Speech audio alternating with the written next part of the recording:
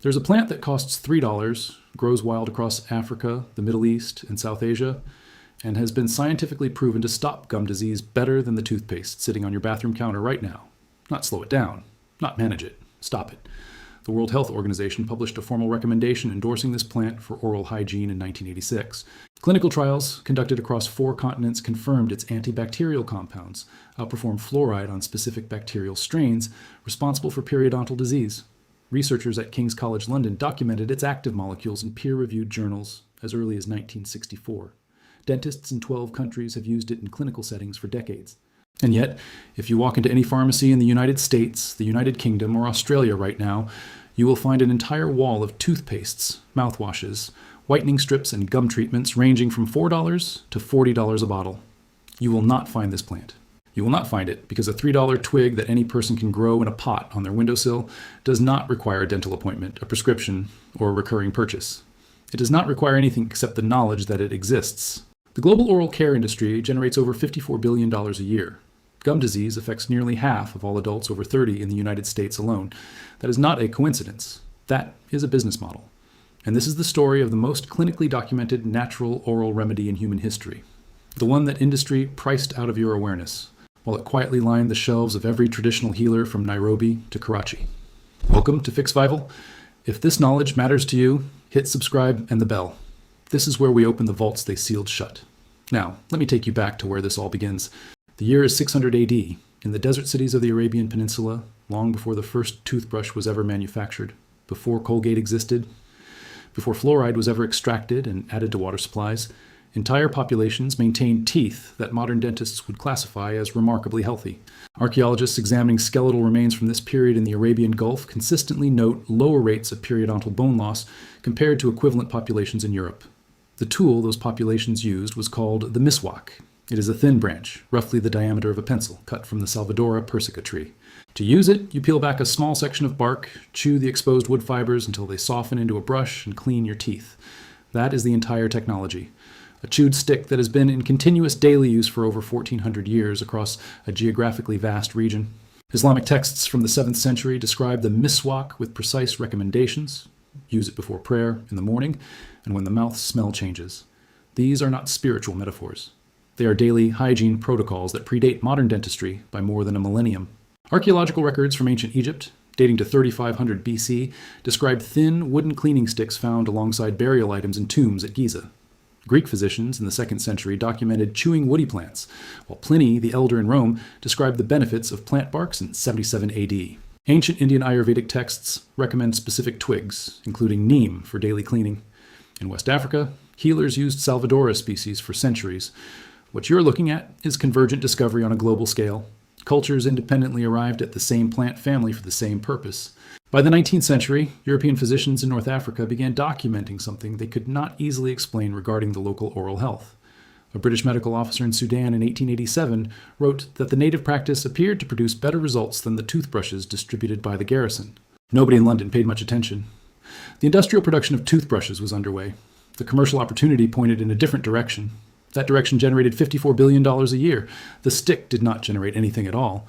Now, let me show you exactly why this plant works, because the science here is not folklore.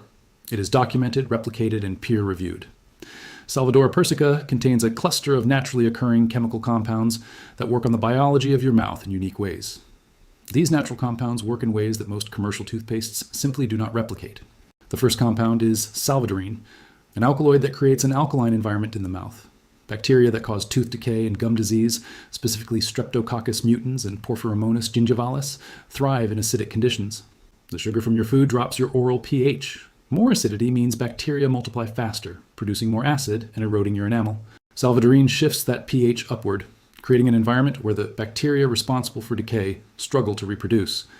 The second compound is benzyl isothiocyanate, a sulfur-based molecule that functions as a direct antimicrobial agent.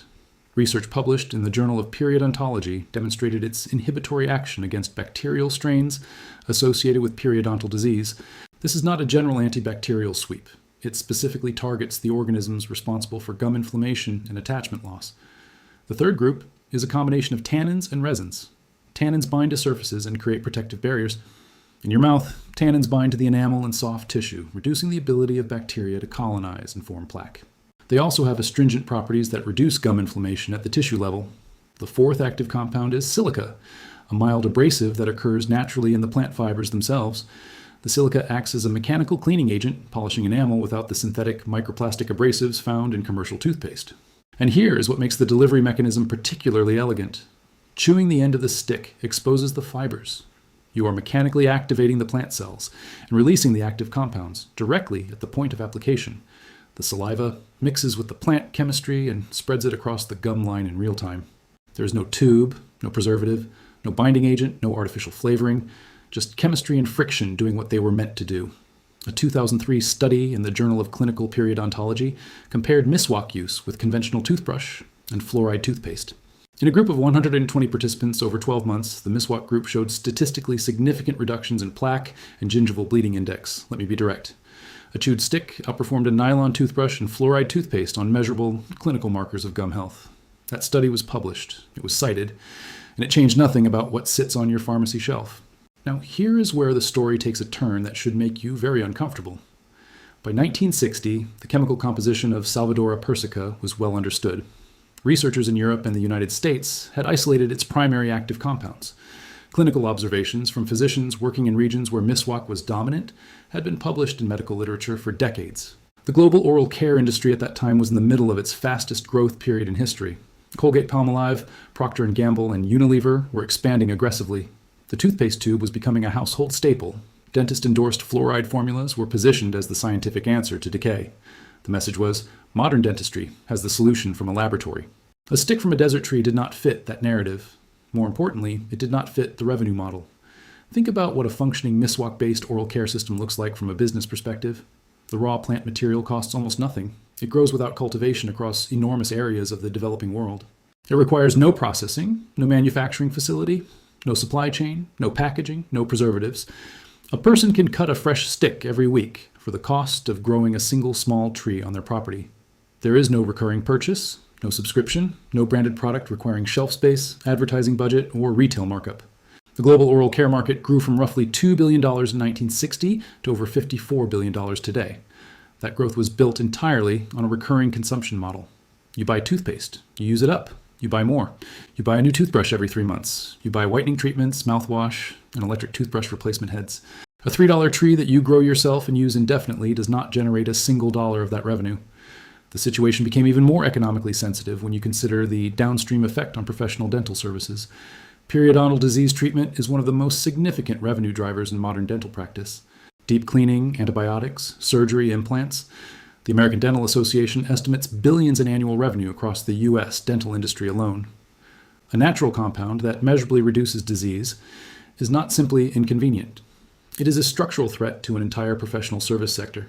None of this required a meeting in a boardroom. No executive had to issue an order to suppress the research. The economics did the work silently. Research that cannot attract funding does not get scaled. Products without margins don't get shelf space. Knowledge that cannot be monetized does not get marketed. And over time, the absence of marketing becomes the absence of awareness. And the absence of awareness becomes the absence of knowledge itself. That is how you make a 1,400-year-old solution disappear without ever touching a single scientific paper. But the knowledge did not disappear. It simply moved. Today, an estimated 500 million people worldwide continue to use miswak as their primary oral hygiene tool. That number is not declining.